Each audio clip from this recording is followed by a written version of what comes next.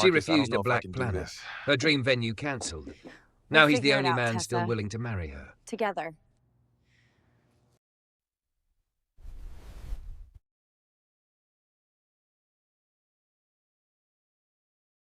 Before we dive in, make sure to hit subscribe, tap like and share this video. The more voices we reach, the louder these stories become. And drop your city in the comments. Let's see where love finds us. The chandelier above the conference table glittered like it was trying too hard, every crystal perfectly aligned, throwing light over cream walls and glossy brochures. Tessa Monroe sat at the head of the table, one leg crossed over the other, her fitted white dress hugging her thick curvy body like it had been sewn on her. Her long, ash-blonde hair fell in smooth waves over her shoulders, and her matte red lipstick matched the polish on her nails. This was supposed to be the day she locked in her dream.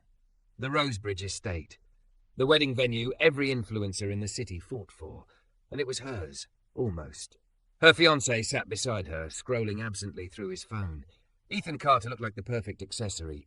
Tall, clean-cut, dark hair, blue eyes, expensive navy suit. On paper, they were a picture-perfect couple.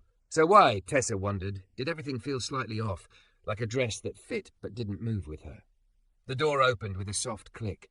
"Good afternoon," a warm voice said. "You must be Tessa and Ethan. I'm Marcus Hale, your lead planner." Tessa looked up and her stomach tightened. The man in the doorway was tall, broad-shouldered and unmistakably black. His deep brown skin contrasted with the crisp white of his shirt. His charcoal blazer sat perfectly on his frame, an open tablet in one hand, a leather notebook in the other. A slim gold watch peeked from his cuff when he stepped closer. He smiled, easy and confident. "I've been going through your questionnaire. That story about meeting because you mixed up your coffee orders? That was cute." Ethan stood and shook his hand. "Yeah, that was her fault. She stole my drink," he said, grinning. Tessa didn't move. Marcus extended his hand toward her. "Tessa, it's great to finally meet you.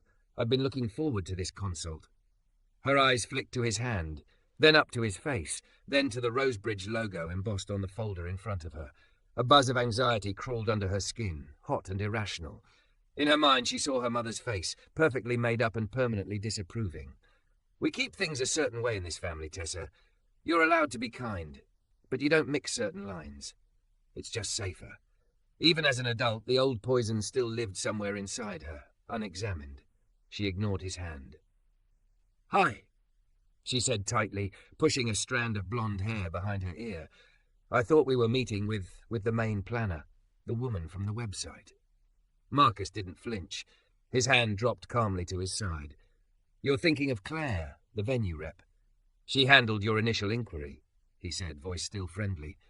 "I run the full-service wedding planning team. I promise you're in good hands." The words rubbed her the wrong way. "Your hands." The phrase looped in her head like static. Across the table, Ethan shifted, glancing at her with a faint frown. "Babe, everything okay?" Tessa tucked her chin, feeling exposed under Marcus's steady professional gaze. She noticed the details she didn't want to notice, the way his shirt fit over his chest, the clean line of his jaw, the confidence in the way he moved around the table. She hated that she noticed. "Yes," she lied. "I just wasn't told about this." Marcus set his tablet down and opened his notebook, sliding a mood board across the table. Candlelight, soft pinks and champagnes, long farm tables under strings of lights, a picture of a thick, curvy bride in a fitted mermaid gown that looked almost like Tessa. "So," he said, pen poised, "you mentioned wanting something romantic but modern with warm lighting and no cheesy chair covers. We can absolutely do that.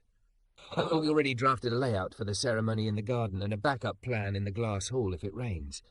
"Wait." The words slipped out sharper than she intended. Ethan's head snapped toward her. "Tess," she straightened, shoulders tight. "I just think there's been some kind of mix-up," she said carefully, though the bitterness edged her voice. "For something this important, I expected a planner who, understands the kind of wedding we're having. Our families, our background." Something flickered in Marcus's eyes, quickly smoothed away. "I assure you, I've handled hundreds of weddings, including very traditional ones. Different cultures, different expectations. My job is to listen and translate what you want into reality." "It's not about that." she said quickly, cheeks burning. The words she really meant pressed against her teeth, ugly and scared. My mother will lose it.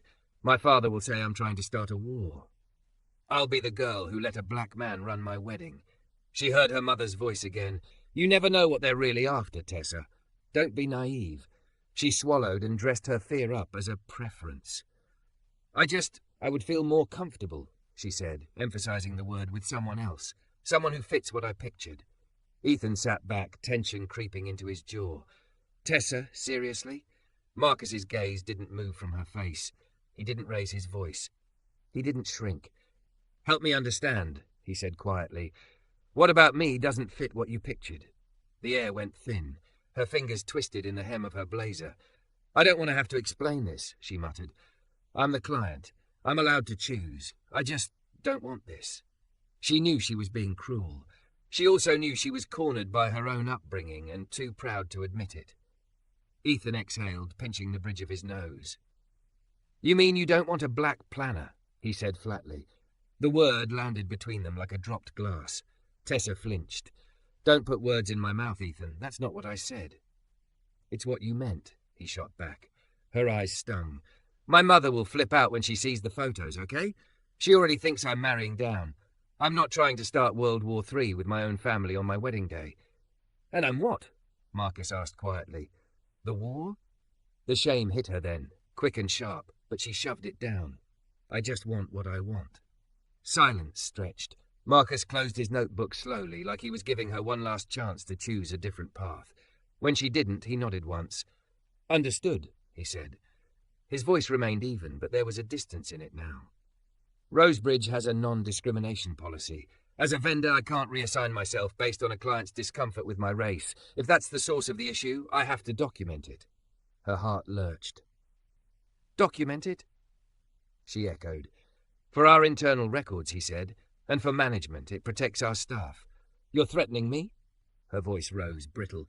Because I asked for someone else? I'm stating our policy, he replied. You're absolutely free to hire another planner, Miss Monroe, just not under our umbrella for those reasons. Ethan pushed his chair back. The legs scraped the polished floor. Marcus, can we have a second? Marcus nodded.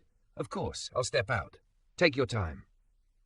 He walked out with unhurried steps and closed the door, leaving his folder on the table. The moment he was gone, Tessa rounded on Ethan.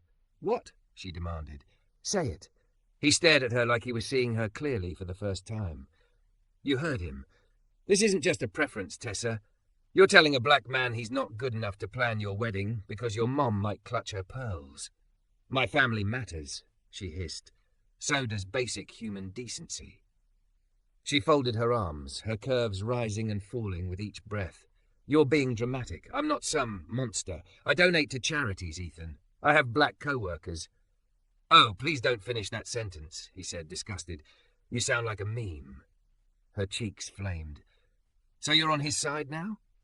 I'm on the side that isn't humiliating us in a hotel conference room, he retorted.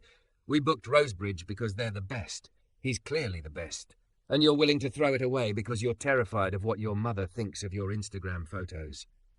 Tessa felt something crack deep inside her. But instead of softening, she doubled down, armor snapping into place. Then maybe you should marry someone who doesn't care what their family thinks, she said, voice shaking. Because I do. The room went quiet. Ethan looked at her for a long beat, his eyes tired. Maybe I should, he said softly. He opened the door. Marcus waited in the hallway, hands folded calmly in front of him. We're done here, Ethan said. Thank you for your time. Marcus's gaze flicked between them. Of course, he replied. I'll let management know. Tessa kept her chin high and her gaze fixed on the folder as she snatched her purse and swept past him, catching the faint scent of clean cologne and paper. Her throat burned. As the door closed behind them, she convinced herself she'd won. She had no idea that with that one choice, she'd just set fire to the wedding she thought she wanted, and that the man she'd rejected today would be the only person still standing when the ashes settled. Tessa found the email 3 days later, buried between a flash sale and a reminder to review her latest skincare purchase. She was sitting at her kitchen counter in a silk robe, thick thighs pressed together on the bar stool, spooning yogurt into her mouth without tasting it. Her phone lay face down by her elbow, silent since last night's blow-up with Ethan. The subject line from Rosebridge Estate read, open quote, follow up on planning consultation, contract status. Close quote. A faint unease pricked her skin. She tapped it open. Dear Miss Monroe, following your initial consultation with our lead planner, Mr. Marcus Hale, we are writing to confirm that Rosebridge Estate will not be able to host your event. Her vision tunneled. The words blurred, then snapped into focus. Our non-discrimination policy requires us to decline or terminate relationships where clients express discriminatory preferences regarding staff race, ethnicity, or other protected characteristics. Her throat closed up. They were cancelling her. Her. The girl who obsessed over flower palettes and rented champagne flutes to test the aesthetic. The one who had planned this wedding on Pinterest before she knew who the groom would be. Are you kidding me? She whispered.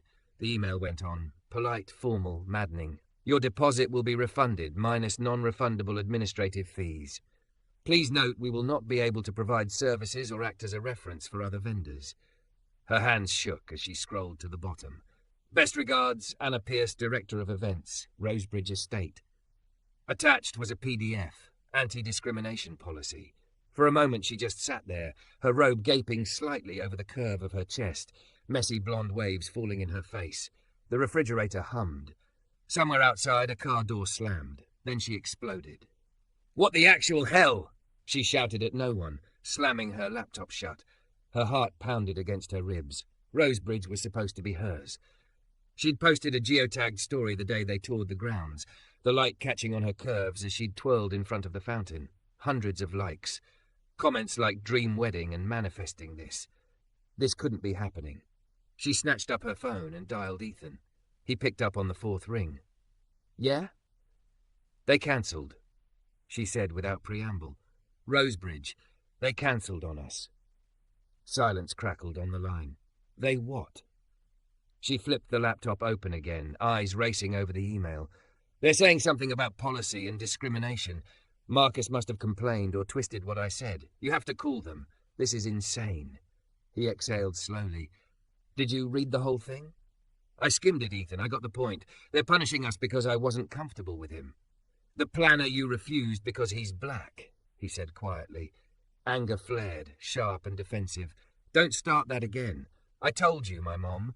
I don't care about your mom right now, he cut in. I care that the venue thinks we're the sort of couple their staff needs protection from. The words hit her like a slap. We? She echoed, stunned. What do you mean we? I was the one talking, Ethan. And I sat there, he said. I didn't stop you. That email has my name on it too. But she swallowed hard, pushing her hair back. So call them. Explain. Tell them it was a misunderstanding. Was it? He sounded exhausted. You looked at that man like he was a problem to be solved instead of a person trying to help us. Tessa's cheeks burned hot. I was surprised, okay? This is a big deal. I wanted everything to be perfect. I had a picture in my head and he didn't match it. That doesn't make me... What does it make you? He asked softly. She had no answer. Her eyes drifted to the wedding binder on the counter. Pages of gowns she'd circled, cakes she'd screenshot, chair styles and colour swatches. It suddenly felt stupidly heavy. If you're not going to help, I'll call them myself, she snapped, needing somewhere to put the shame curdling in her gut. I'm not letting some planner ruin everything because he got his feelings hurt. Tess, Ethan said, voice low. He didn't ruin anything. You did. The air left her lungs. Are you breaking up with me? She whispered. There was a long pause. I don't know, he admitted. All I know is that I saw a part of you in that room that I can't unsee. And now this. And your first instinct is to insist you're right instead of even asking if you were cruel. Her eyes stung. I wasn't trying to be cruel. I know, he said. That's what scares me. The call ended with no resolution, just a quiet, I need time, and a hollow dial tone that made the whole apartment feel too big. For the first time, Tessa wondered if she hadn't just lost a venue. She might have lost her fiancé too. Across town, Marcus sat in his tiny office behind the Rosebridge kitchens, the faint smell of roasted garlic and baking bread seeping under the door. His suit jacket hung on the back of his chair. He'd rolled his shirt sleeves up, forearms resting on the desk as he stared at the open HR form on his screen. Client incident report, the header read. He rubbed his face with one hand, then began typing. Open quote. Client expressed discomfort with planner on the basis of race. Close quote. The words were clinical, stripped of the small humiliations. The way her gaze had skipped over his outstretched hand. The way she'd said, someone who fits what I pictured, like the wrong centerpiece had been delivered. If this had been his first time, maybe it would have shaken him more. It wasn't. Hey, you okay? A voice asked from the doorway. He looked up. Claire, the venue rep Tessa had wanted instead of him, leaned her shoulder against the doorframe. Her red hair was pulled into her usual knot, clipboard in hand. Peachy, he said. Got the director's email. I assume you did too. She nodded. Anna looped me in. We cancelled the contract. He sighed. Part of me hates that. I know how much these weddings mean to people. People who don't want you in the room don't get to have you running their best day, Claire said firmly. That's the line. He smiled faintly, then lost it. She didn't even really look at me, like I was the problem, just by existing in the wrong place. Claire stepped into the office, setting the clipboard on his desk. You know it's not about you, right? That it's about the mess in her head? Intellectually? Sure. He leaned back. Emotionally, it's hard not to feel tired. He thought of his younger sister, Mia, who'd texted him just last week after a patient's family refused to let her, the only black nurse on the floor that night, start an IV. It's like they see us as a risk, Mark, she'd written. Like we're the thing that might ruin their day. He'd sent back a string of angry emojis, and then a dumb meme to make her laugh. Now, writing non-discrimination policy for the 100th time, he felt the weight of all those tiny cuts. Claire studied him. Take the afternoon off, she said. Seriously, I'll cover the 3 p.m. walkthrough. Go sit in the garden or, I don't know, scream into a pillow. He huffed a laugh. Tempting. But he finished the report, hit submit, and only then allowed himself to lean back and stare at the ceiling. Somewhere out there, the woman who'd looked at him like he was a problem would be getting the email he'd just helped trigger. He wondered, not unkindly, what she'd do with it. What Tessa did was show it to her mother. She drove to her parents' house that evening, the suburban driveway lined with trimmed hedges and perfect fluttering in every curated detail. Her mother answered the door in pearls and a pale blue sweater set, eyes immediately scanning Tessa's blotchy face. What happened? She demanded, ushering her inside. Did Ethan do something? I told you, corporate men are always... The venue cancelled. Tessa interrupted, thrusting her phone toward her. Read it. Her mother slipped on readers, lips pursed as her eyes moved over the email. When she finished, she looked up, expression hardening. They can't do this, she said. You're the client. They work for you. They say I violated some policy, Tessa said bitterly. Because I asked for another planner. Because the planner was black, her mother corrected calmly. Don't dance around it. That's what this is about. The casual way she said it made Tessa's stomach twist. You always told me, Tessa began. I told you to be careful who you brought home, her mother cut in. Not to be reckless with your future. I didn't tell you to be stupid enough to say it out loud to a business with lawyers. Tessa stared. So you're not mad about what I said. You're mad I got caught. Her mother sighed, smoothing a hand over her blonde bob. This is the world now, Tessa. Everyone's sensitive. You should have kept your thoughts to yourself and just said his style wasn't a match. There's always a polite excuse. A dull ache bloomed in Tessa's chest. Ethan's upset, she said quietly. I think he thinks I'm, I don't know, a bigot. Her mother's nose wrinkled. He comes from one of those families that pretends they don't see colour. It's fashionable. Let him sulk. He'll get over it when you find another venue. Men always do when the photos turn out pretty. The words felt wrong. They used to be comforting, a script for how to stay safe, liked on top. Now they sounded hollow. What if he doesn't? Tessa whispered. Her mother's expression cracked for a second, revealing a flicker of concern. Then the mask slid back on.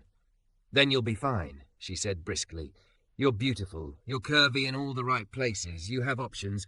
Now let's talk strategy. We'll call around tomorrow. There are other estates, ones that don't get precious about their staff.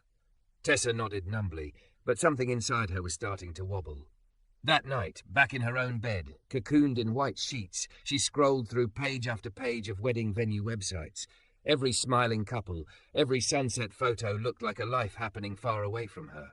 A notification pinged. "Ethan, can we talk tomorrow?" Her heart leapt, then dropped when she read the rest.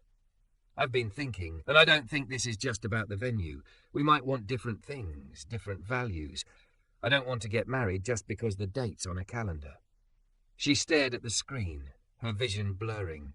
Thick tears slid sideways into her hair. The wedding wasn't just off at Rosebridge, it was starting to come undone at the root. She typed 3 different replies, deleting each. Finally, she sent, "Okay." It was the smallest word she'd ever written. It felt like jumping off a cliff.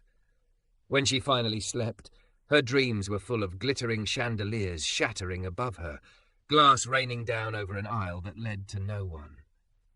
And somewhere, in the background of her mind, stood a tall man with warm brown skin and a calm, steady gaze, someone she'd pushed out of the frame before he ever had a chance to help. She didn't know yet that the next time their paths crossed, she wouldn't be the woman who refused him. She'd be the woman with no venue, no groom, and nothing left to hide behind. By the time the leaves turned, Tessa's wedding dress didn't fit the same way, because nothing in her life did. It hung in the back of her closet, zipped into a plastic bag that whispered when she pushed past it for something else. She hadn't tried it on since the day everything fell apart, but she felt different in her own skin, like the curves she'd once weaponized as confidence were now just hers. Less armor, more truth. Ethan had ended things 2 weeks after the Rosebridge cancellation. He'd come over, sat stiffly on her couch while she curled into one corner in leggings and an oversized sweatshirt, her blonde hair twisted into a messy knot instead of careful waves. "I don't hate you," he'd said, "but I don't want to marry this version of you. Not while you're still defending it." He'd left his key on the coffee table. Her mother called it cold feet and assured her he'd come around. He didn't. The group chat stopped buzzing with bridesmaid dress ideas. One by one, her friends drifted away, busy with their own lives, their own weddings. No one said it to her face, but screenshots eventually found their way back to her.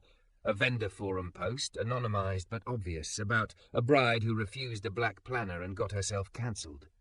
Her perfect image cracked in places she couldn't glue back together. For a while, Tessa stayed angry.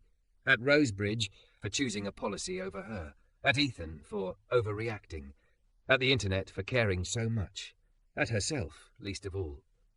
Then the noise died down, and what remained was quiet. Too quiet. She'd scroll through her own socials and see a highlight reel of a girl she no longer entirely recognized. Curated angles of her thick, hourglass figure in bodycon dresses, champagne glasses, brunches with people who only knew how to say pretty things. No one knew what to say to the woman who'd been publicly told no for the first time in her life. One night, after a long shower left the bathroom mirror fogged, she sat on the edge of her bed with a towel around her and typed, "How to unlearn racism," into the search bar. She expected to feel defensive. Instead, she felt tired. Tired of pretending her mother's voice was her own.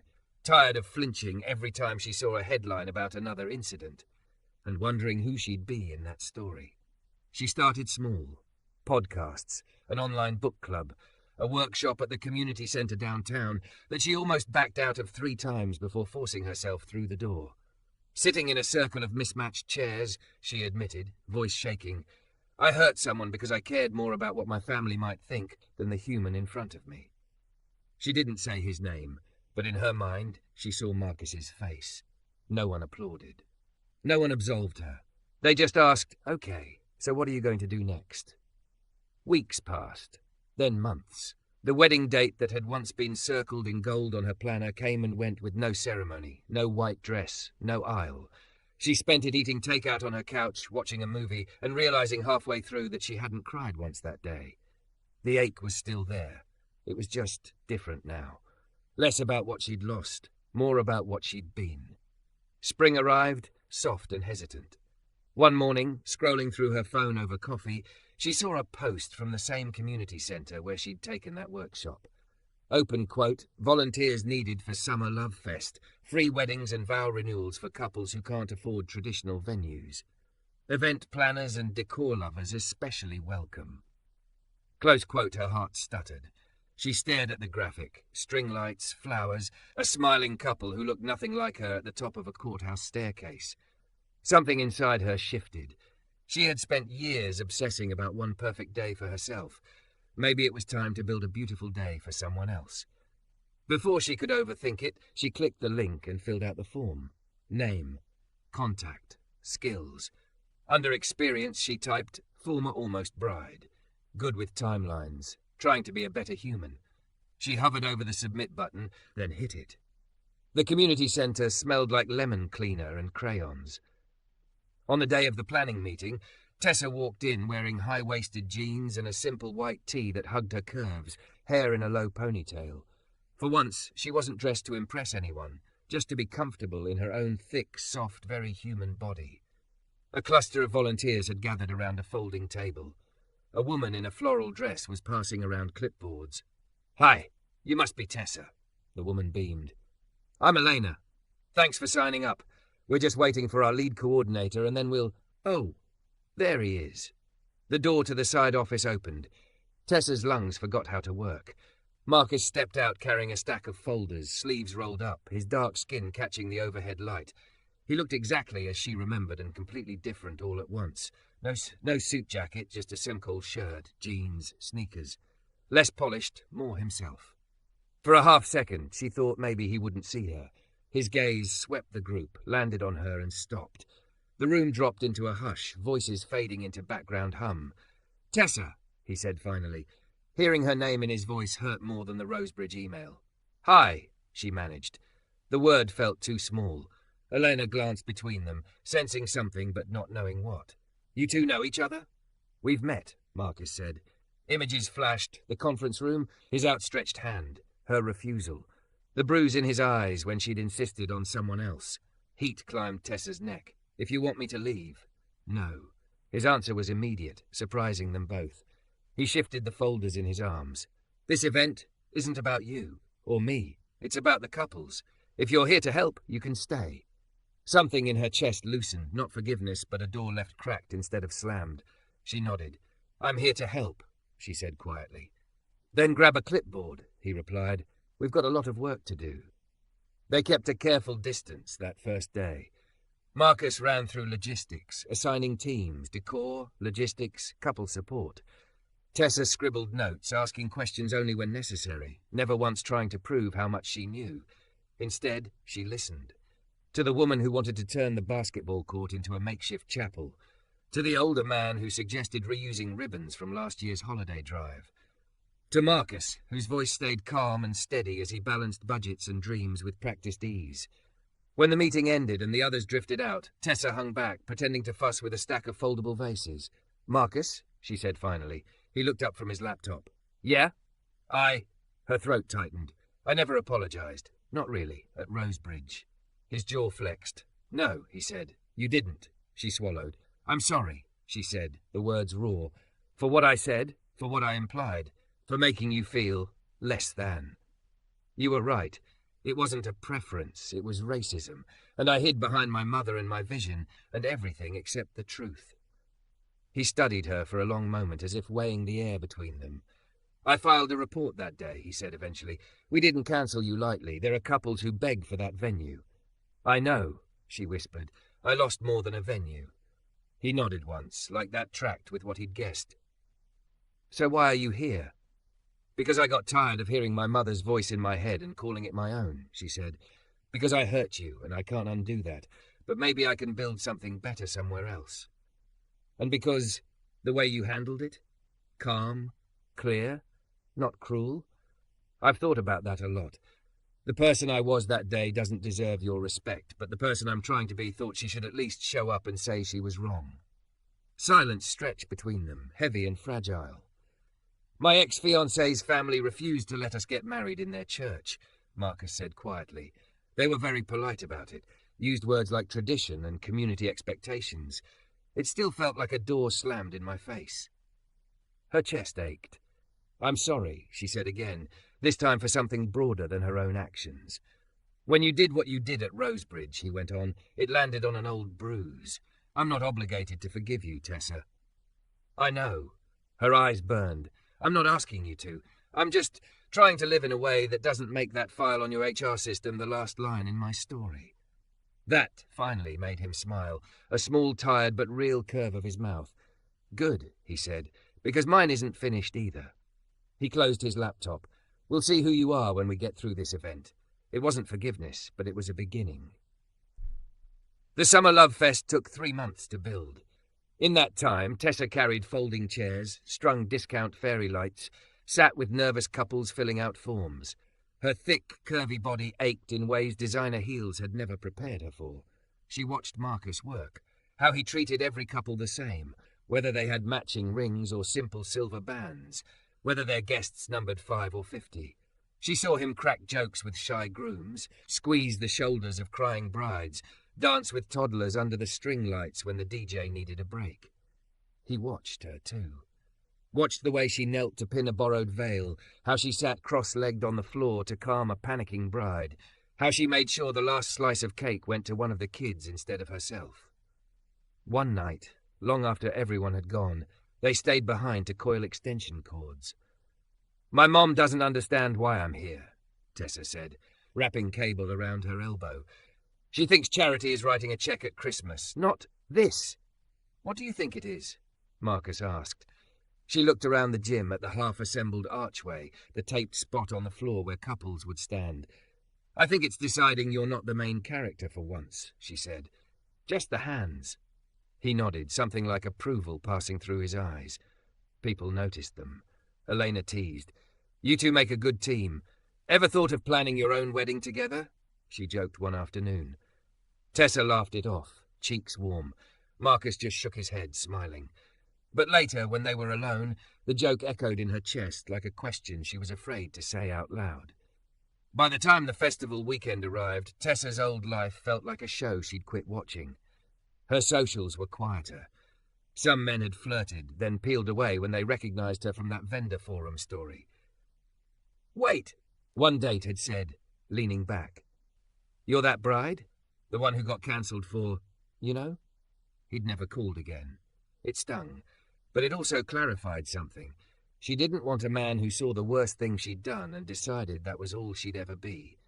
Standing under the finished archway, watching the first couple say vows they'd written on lined notebook paper, she realized with a jolt that there was one person who'd seen her at her worst and still chosen to stand in the same room. Marcus. Not pretending it hadn't happened, not excusing it, just staying. By the end of the weekend, 30 couples had been married or renewed. Cameras flashed, kids ran wild with bubbles, and Tessa's heart felt strangely full and sore at once. When the last guest left and the music finally went quiet, she and Marcus stood alone in the decorated gym, confetti scattered around their feet. The archway still glowed softly. "It worked," she said, voice hushed. "It did," he agreed. She turned to him, wiping a smear of lipstick from the corner of her mouth with her thumb. "I know I don't deserve a happy ending with you," she said, voice trembling. "But I need you to know, if I ever get married now, it's not going to be for the photos or the venue or to prove anything to anyone. It'll be because I found someone whose values I want to stand next to in front of everybody." He studied her, really studied her, as if answering a question he'd been asking himself for months. "What if he's already here?" he asked quietly. Her breath caught. "Marcus?" He stepped closer, slow enough she could have stepped back if she wanted to. She didn't. "I don't want to be the man you run to because no one else will have you," he said. "I want to be the man you choose because you've done the work and you're still doing it, and you're not the woman who sat in that conference room anymore." Tears spilled over her lower lashes. "I am doing the work," she whispered. "And I am choosing you. Even if all you want is friendship or more time, or nothing at all. I just needed you to know." He exhaled, the sound shaky for the first time since she'd met him. "I've spent a lot of my life being good enough to work for you, not good enough for your family," he said. "With you, I need to know I'm not a secret rebellion. I need to know you'd stand up in front of everyone who ever taught you to be afraid of me and say, 'This is my choice.'" "I would," she said, no hesitation. "Your mother will hate it," he warned. "Then she can stay home," Tessa replied. Her voice didn't shake this time. He laughed then, a real deep laugh that lit his whole face. "Okay," he said softly. Then maybe we see where this goes. He lifted a hand, slow and careful, and she let him tuck a strand of hair behind her ear. The touch was gentle, reverent, nothing like the possessive hands she'd once thought she wanted. They didn't kiss under the archway, not that night. But months later, after shared dinners and hard conversations and awkward first meetings with his family and more volunteer events where they fell into an easy rhythm, Marcus knelt beneath a smaller arch in that same gym. Just them, Elena, and a handful of friends. No gown, no choir, no rose-bridged chandelier, just string lights, a borrowed bouquet, and a ring he'd saved for quietly. "Tessa Monroe," he said, voice steady, dark eyes bright. "I saw you at your worst, and I see you now. I don't want to marry the girl who was afraid of my presence. I want to marry the woman who showed up after the fallout and stayed." Tessa's thick, curvy body shook with sobs she didn't bother to hide. Mascara streaked down her cheeks. She'd never felt more exposed or more absolutely sure. "Yes," she choked out. "God, yes." When she slipped the ring onto her finger, she realized something that made her laugh through her tears. After all the men who'd ghosted, judged, or walked away, the only man who still wanted to marry her was the one she'd once refused to let into her wedding at all. And that, she thought, as Marcus pulled her into his arms and their friends cheered, was the only kind of love worth rebuilding a life for.